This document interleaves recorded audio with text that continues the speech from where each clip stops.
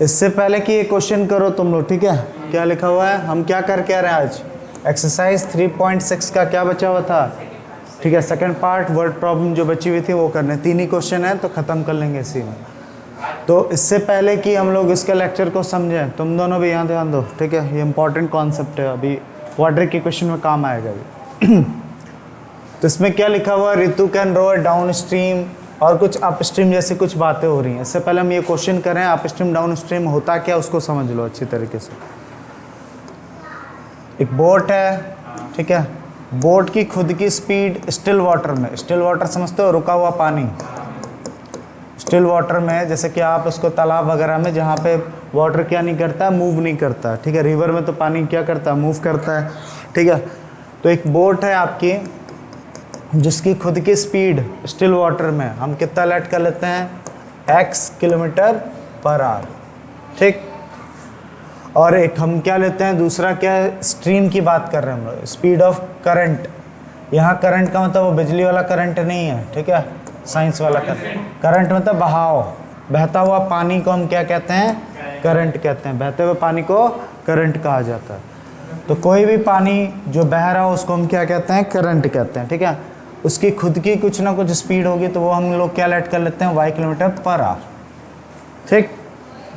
जब डायरेक्शन देख लीजिए मैंने किस तरफ डायरेक्शन का, करंट का डायरेक्शन इस तरफ बनाया हुआ है, ठीक है। जब यही बोट आप क्या करते हो, ठीक, किसमें, करंट में उतारते हो, उसमें डालते हो, तो इसकी बोट की स्पीड पे कुछ फ़र्क पड़ेगा या नहीं पड़ेगा, पहले आप बताओ। बिल्कुल, बोट को मैं इस करंट में उतार देता हूँ, यानी बहते हुए पानी में उतार देता हूँ, तो ऑब्वियस सी बात है इस बोट की स्पीड में कुछ ना कुछ चेंजेस आएंगे। वो चेंजेस फेवरेबल भी हो सकते हैं, अनफेवरेबल भी हो सकते हैं। कब फेवरेबल होंगे, जिस डायरेक्शन में आपका क्या कर रहा है, पानी जा रहा है, उसी डायरेक्शन में आपकी क्या जा रही है, बोट भी जा रही है। ऐसे अगर यहाँ पे उसी डायरेक्शन में आपकी बोट भी जा रही है तो फेवरेबल होगा, इसको इसके पानी के बहने का फ़ायदा मिलेगा। बट वही बोट जब इस डायरेक्शन में आएगी तो क्या होगा, स्पीड में एक क्या लगेगा, कमी लगेगी, एक ब्रेक लगेगा, थोड़ा स्पीड क्या लगेगी, ठीक है, रिड्यूस हो जाएगी, क्योंकि फोर्स आपको क्या लगाना पड़ेगा, ज़्यादा। इस बात को समझिएगा। तो इसी से क्या निकल के आता है आपका अप स्ट्रीम डाउन स्ट्रीम का कॉन्सेप्ट। अभी हम क्वेश्चन नहीं कर रहे हैं, अभी हम समझ रहे हैं अप स्ट्रीम डाउन स्ट्रीम। तो किसको अप स्ट्रीम कहते हैं, किसको डाउन स्ट्रीम कहते हैं, उसको देखते हैं, ठीक है। अप स्ट्रीम किसे कहते हैं, अप स्ट्रीम जब भी आपकी बोट, ठीक है, ये आपकी बोट, इसका डायरेक्शन है आप इस तरफ चला रहे हो, और चलो ठीक है उल्टा कर लेता हूँ नहीं तो अभी कंफ्यूज हो जाओगे। इस तरफ ना चला के, अप स्ट्रीम है ये, याद रखना, स्ट्रीम, अप स्ट्रीम आपका जो क्या है, स्ट्रीम है, स्ट्रीम का डायरेक्शन ये है, ठीक है, किस डायरेक्शन में है, इस डायरेक्शन में। और आपकी बोट की स्पीड किस तरफ है, स्पीड बोल रहा हूँ, डायरेक्शन ऑफ मूवमेंट किस तरफ है, इस तरफ है। समझ पा रहे हो। तो इस केस को हम बोलते हैं अप स्ट्रीम। क्या बोलते हैं, अप स्ट्रीम। क्यों, हम अगेंस्ट द किसके जा रहे हैं, करंट के अगेंस्ट में अपनी नाव को चला रहे हैं, अपने बोट को चला रहे हैं। इस केस में, अप स्ट्रीम के केस में, स्पीड ऑफ बोट क्या हो जाती है, x minus Y kilometre per hour हो जाती है, ठीक। क्यों भाई, क्योंकि आपको क्या करना पड़ेगा, स्पीड ऑफ करंट के अगेंस्ट, यानी उसकी डायरेक्शन के अगेंस्ट क्या करना, अपनी बोट को चलाना है। तो इस केस में हमारी बोट की स्पीड ऑब्वियस सी बात है क्या हो जाएगी, कम हो जाएगी। तो कम हो जाएगी तो क्या हो जाएगी, उसकी x minus Y kilometre per hour हो जाएगी, कोई दिक्कत।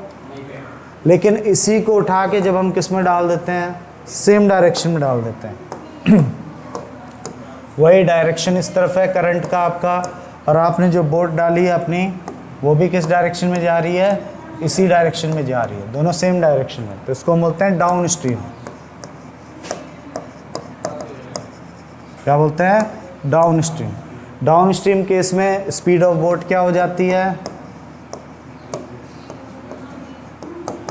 x plus Y kilometre per hour, क्योंकि आपकी बोट को फ़ायदा मिलेगा किसका, इस वाटर के डायरेक्शन का, इसके स्पीड का क्या मिलेगा, फ़ायदा मिलेगा उसका, जिसकी वजह से आपकी बोट की स्पीड क्या हो जाएगी, बढ़ जाएगी।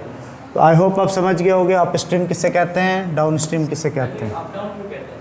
हाँ, क्योंकि एक तरीके से आप चढ़ाई कर रहे हो, एक तरफ से, इस तरफ से कोई चीज़ आ रही है उसके अगेंस्ट जा रहे हो आप, इसलिए उसको अप बोल दिया, ठीक है। क्योंकि अब इस तरफ जा रही कोई चीज़, आप उतर रहे हो एक तरीके से, सिर्फ डाउन स्ट्रीम बोल दिया, नथिंग एल्स, ठीक है। वो दिक्कत, इतना कॉन्सेप्ट हमेशा अप स्ट्रीम डाउन स्ट्रीम वाले में आपको आना ही चाहिए, ठीक। हर क्वेश्चन बहुत इंपॉर्टेंट क्वेश्चन होता है अप स्ट्रीम डाउन स्ट्रीम वाले, ठीक है। 100% देखना आएगा कुछ ना कुछ, अभी भी आएगा 10th में, और 100% बोल रहा हूँ किस में आएगा, कंपटीशन एग्जाम में भी बहुत पूछा जाता है अप स्ट्रीम डाउन स्ट्रीम। तो देखते हैं, इतनी नॉलेज में किसी को कोई दिक्कत, तो नोट कर लेना इसको, बाद, हाँ बाद में कर लेना। तो मैं इसको क्या कर रहा हूँ, इरेज कर रहा हूँ। अरे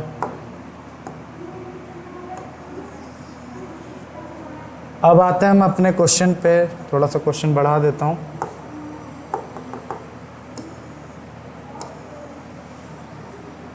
ठीक, अब क्वेश्चन क्या बोल रहा है, सेम वही क्वेश्चन है। ऋतु कैन रो डाउन स्ट्रीम, ऋतु क्या करती है, डाउन स्ट्रीम रो करती है अपने बोट को, ठीक है। वो भी कितना किलोमीटर, 20 किलोमीटर इन 2 आवर्स, यानी डाउन स्ट्रीम वो कितने घंटे में आ जाती है। डाउन स्ट्रीम जाने में इनको कितना लगता है, 20 किलोमीटर ये डाउन स्ट्रीम आई हैं, और कितना टाइम लगा है, 2 घंटे। तो ये डिस्टेंस है, सीधी सीधी सी बात, और ये क्या लगा हुआ है, टाइम, ठीक है। अब क्या बोल रहा है, अप स्ट्रीम जाने में कितना लगता है, ऋतु को अप स्ट्रीम जाने में, ठीक है, गई हैं कितना किलोमीटर, 4 किलोमीटर, वो भी कितना टाइम लिया उन्होंने, टाइम लिया 2 आवर्स। क्वेश्चन में कोई दिक्कत समझने में, तो मैं समझने की कोशिश करता हूँ। डाउन स्ट्रीम का मतलब पानी का बहाव भी इस तरफ था, और बोट की भी स्पीड भी किसी, उसका भी डायरेक्शन क्या थी, इसी तरफ थी, ठीक है। और इस केस में क्या होगा, पानी का बहाव इस तरफ है, फ्लो इस तरफ है, और बोट की डायरेक्शन किस तरफ है, इस तरफ, ये उसके अगेंस्ट मूवमेंट कर रहा है। तो मैंने आपको अच्छी तरीके से सिखाया था अभी कुछ थोड़ी देर पहले ही, ठीक है। इससे पहले इस क्वेश्चन करें, हमें करना क्या वो देख लो। Find her speed of rowing in still water and the speed of current. मुझे स्पीड ऑफ बोट, उसका हर स्पीड का मतलब ये नहीं उनकी खुद की स्पीड का, मेरा मतलब है किस स्पीड से, हमारा मतलब क्वेश्चन का मतलब किस स्पीड से वो क्या कर रही हैं, बोट को रो कर रही हैं, मतलब चप्पू चला रही हैं। तो एक तरीके से स्पीड ऑफ बोट ही तो पूछा है, speed of boat in still water, still मतलब रुके हुए पानी में, ये पूछा है आपसे। और दूसरा पूछा है स्पीड ऑफ करंट,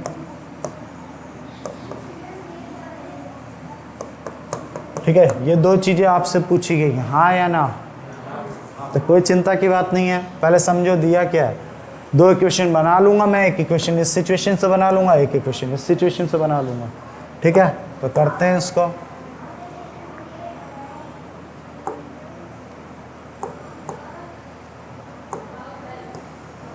दिख रहा है ना इतना, तो चलिए इसको करते हैं। सबसे पहले फर्स्ट केस में देखते हैं, कौन से केस में, डाउन स्ट्रीम वाले में। डाउन स्ट्रीम केस में करेंगे उससे पहले स्पीड कुछ लेट कर लेते हैं। Let the speed of boat, कितना ले लिया मैंने, x किलोमीटर पर आवर। फिर लेट कर लिया मैंने स्पीड ऑफ क्या, करंट, वो कितना, y kilometre per our. Therefore speed of boat in down stream क्या होगी, मैंने आपको बताया था डाउन स्ट्रीम में बोट की स्पीड क्या हो जाती है, x प्लस वाई हो जाती है। किसी को दिक्कत यहाँ तक? अब क्या, कुछ नहीं, टाइम का रिलेशन दिया हुआ है। टाइम का फॉर्मूला क्या होता है, डिस्टेंस अपॉन स्पीड। टाइम कितना दिया था पहले केस में, 2 घंटे, और डिस्टेंस कितना है अपना, ठीक है, 20 किलोमीटर। स्पीड क्या होगी अपनी, x प्लस वाई। इसको अगर हम सॉल्व करेंगे ये इधर आ जाएगा,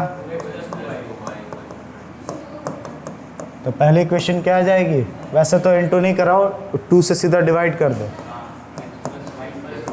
10। ये बन गई आपकी पहली इक्वेशन। किसी को दिक्कत या कोई क्रॉस क्वेश्चन किसी का है? हाँ बोलिए। हाँ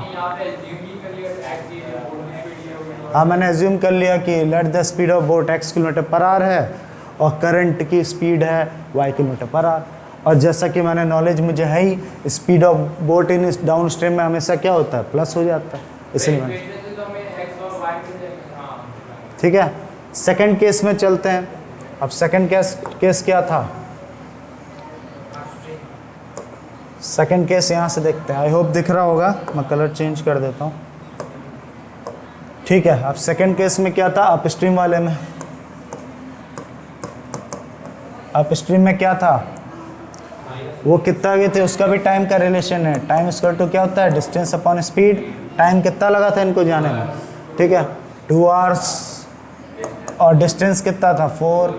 और अपस्ट्रीम के केस में स्पीड ऑफ बोट क्या हो जाती है, क्या हो जाती है, x minus Y kilometre per hour. तो वही अप्लाई कर दीजिए यहाँ पर, ठीक है। अब इसको इससे क्या कर दो, मल्टीप्लाई, मतलब मत करो मल्टीप्लाई, बस ऐसे लिख लो। और ये 2 इधर जाएगा तो 2 2 जा कितना हो जाएगा 4, यानी x माइनस वाई की वैल्यू कितनी आ जाएगी 2। ये बन गई आपकी सेकेंड इक्वेशन। अब इतनी फुद्दू सी इक्वेशन 2 मिल गई आपको, सॉल्व करना तो कोई भी कर सकता है, तो चलो कर लो। वैसे तो आपको करना चाहिए फिर भी। तो पहली equation x plus Y equal to 10 थी, दूसरी equation x minus Y equal to 2। फटाफट ये इससे कट जाएगा, ना कुछ करने की ज़रूरत है, ठीक है, फटाफट कट गया। ये x प्लस एक्स कितना हो गया 2x, और ये कितना हो जाएगा 12, ठीक है। तो x की वैल्यू कितनी आ जाएगी, x की वैल्यू आ जाएगी, आप खुद देखिए 6, 2 से डिवाइड हो जाएगा, हाँ है ना। अब किसी से भी y की वैल्यू निकाल लो, तो किस में पुट करोगे, चलो इसमें कर लेते हैं, यही दिख रहा है। तो 6 माइनस वाई इक्वल टू 2, और ये हो जाएगा -6, y की वैल्यू कितनी आ जाएगी -4, कट गया, तो y की वैल्यू कितनी आ गई 4। तो यानी अपना आंसर क्या हो गया, स्पीड ऑफ बोट कितनी आ गई,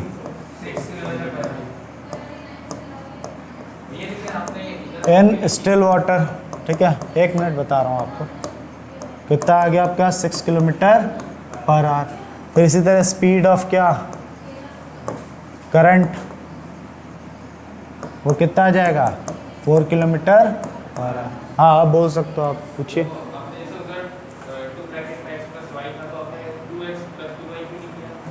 2x, क्योंकि ये आप पूछ रहे हो ना कि ये 2x प्लस 2y क्यों नहीं किया, क्योंकि कॉमन पहले ही मिल रहा है, जब अच्छा खासा इससे कॉमन मिल रहा है और ये 20 छोटा होकर 10 बन सकता है, तो क्या ज़रूरत है ऐसे करने की। आप अगर ये करोगे तब भी यही आएगा, इसमें से 2 कॉमन आएगा कि नहीं आएगा। तो जब डिवाइड हो सकता है तो कर दो, किस लिए इनटू करके उसको ज़्यादा बड़ा बनाने की कोशिश क्यों करना। आप डायरेक्ट भी कर सकते हो, ऐसे भी कर सकते हो, लेकिन थोड़ा टीचर इस पे हंसेगा कितना बेवकूफ़ है, ठीक है। जब अच्छा खासा उसको मल्टीप्लाई में 2 मिल रहा था तो उसको 20 से डिवाइड क्यों नहीं किया।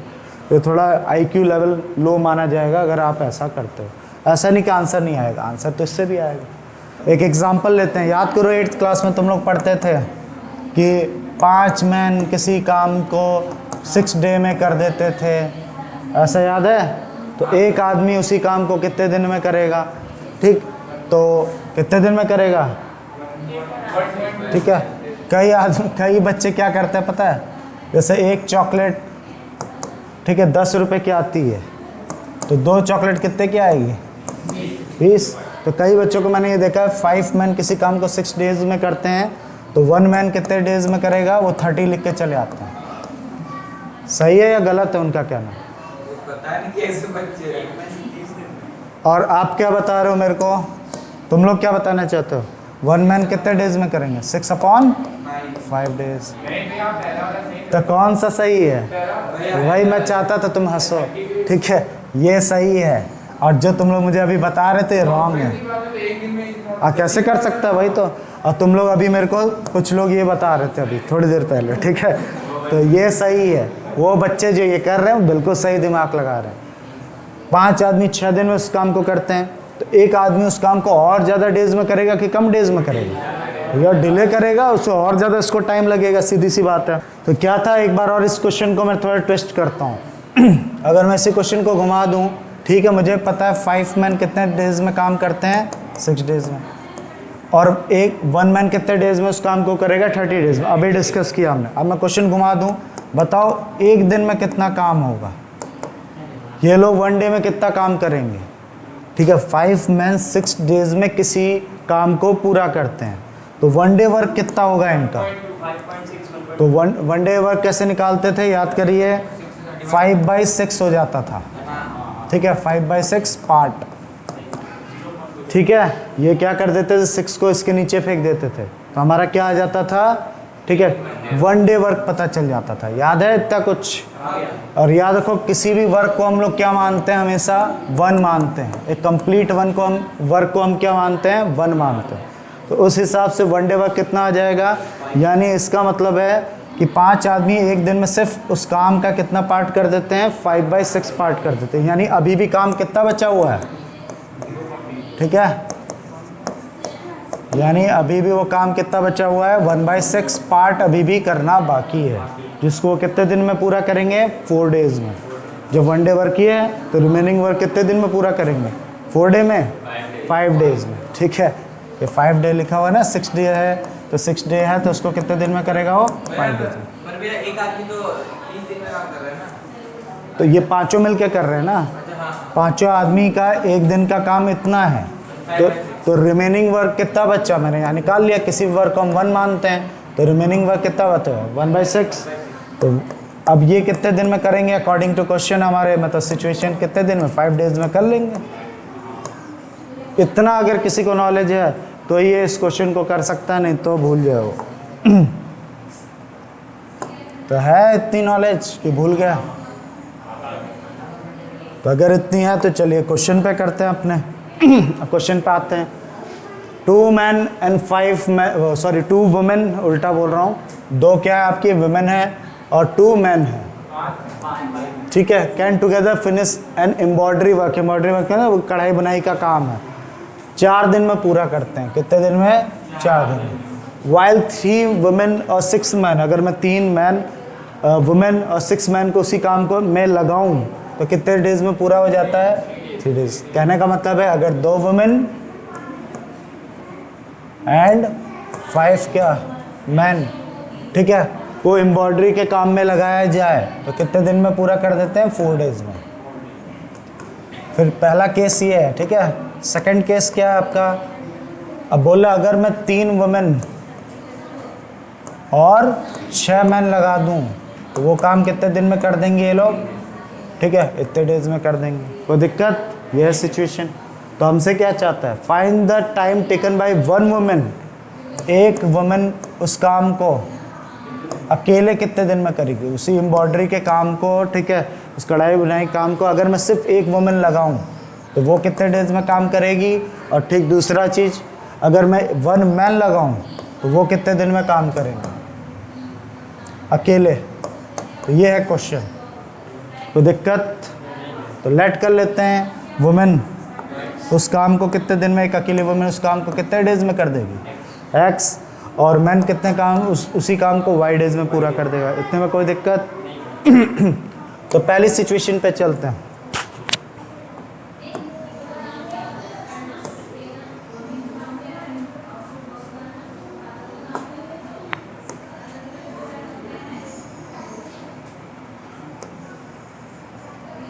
यहाँ पे लिख लेता हूँ, ठीक है। हाँ,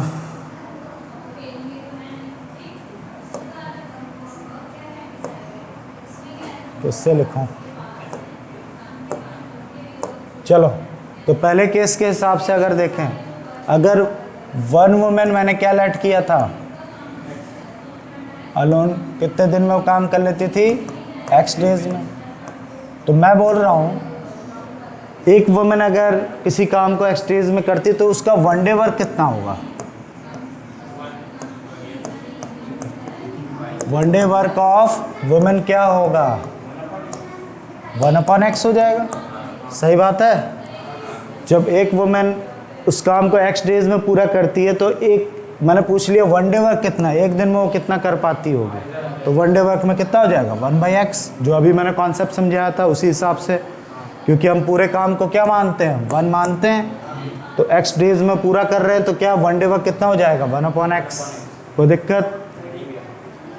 ठीक इसी तरीके से कितना था तो इस क्वेश्चन के अकॉर्डिंग चलते हैं जरा।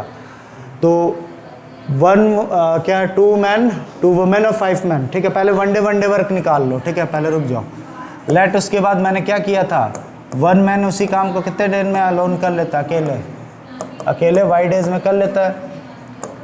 तो मैं बोल रहा हूँ उसका वन डे वर्क क्या होगा,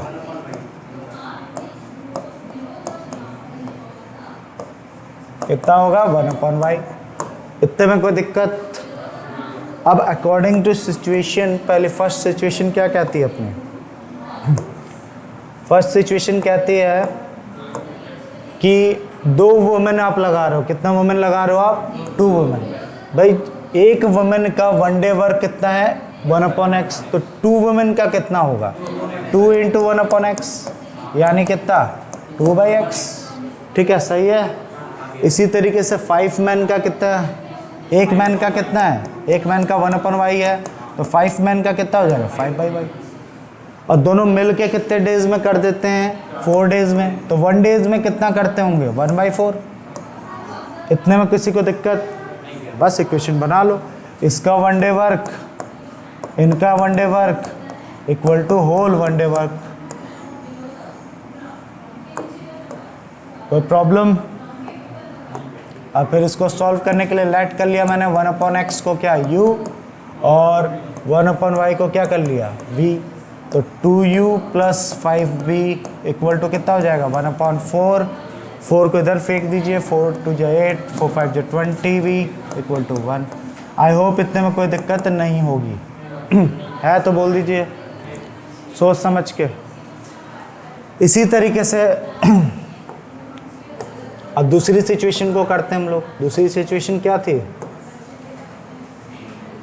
दूसरी सिचुएशन ये थी, देखो 3 वुमेन, तो वन डे वर्क कितना था वुमेन का 1/x, तो 3 वुमेन का कितना हो जाएगा 3/x, और 6 मैन कितना हो जाएगा 6/y। अब मिलकर कितने डेज में करते हैं 3 डेज में, तो वन डे में कितना करते होंगे 1/3। फिर वही 1/x को आपने u ले लिया था, उसको v ले लिया और 1/3, 3 इधर जाएगा, 3 × 3 = 9, ठीक।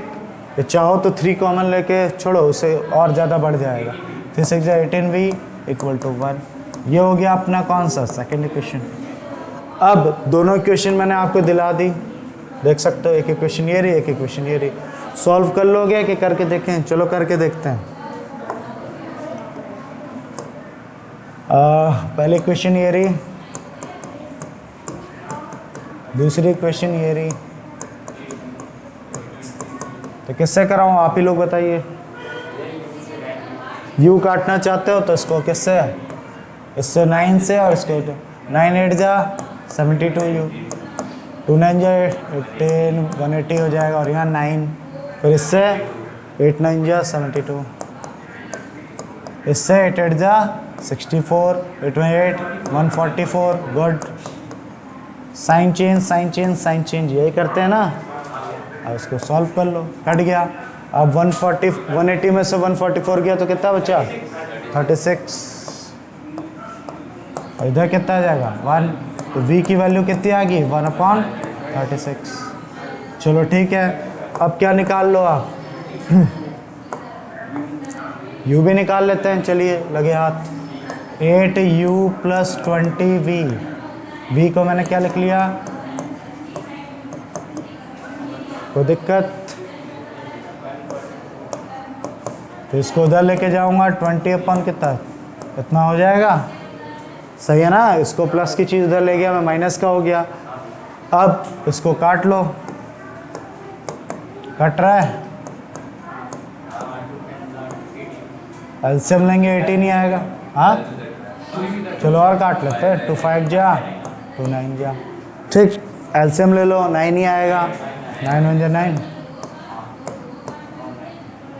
कितना हो जाएगा 4/9। फिर ये क्या जाएगा आपका 8 इधर नीचे चला जाएगा, है ना।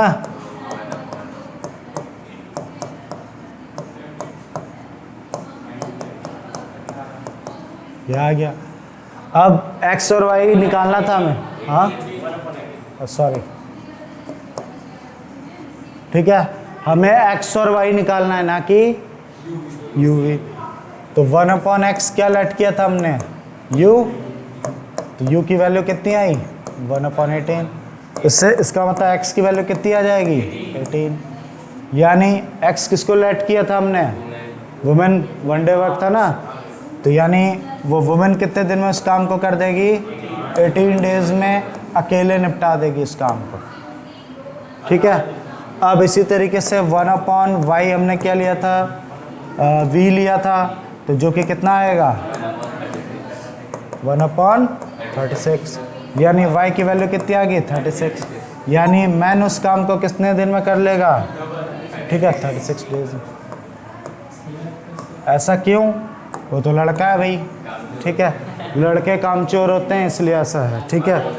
क्योंकि टाइम पास करते हैं, कभी जाओगे, कभी सिगरेट पीना है, कभी गुटखा खाना है, इसमें टाइम वेस्ट करते हैं। और हमारा मैथ्स हर बार ये प्रूफ करता है लड़कियां ज़्यादा एफिशिएंट होती हैं, ठीक है, काम करने में। क्योंकि लड़के देखो उसी काम को उसने कितने कामचोर ने 36 दिन में लगा और उसने कितना 18 दिन में सॉल्व कर लिया। चेक कर लो, यही आंसर है क्या।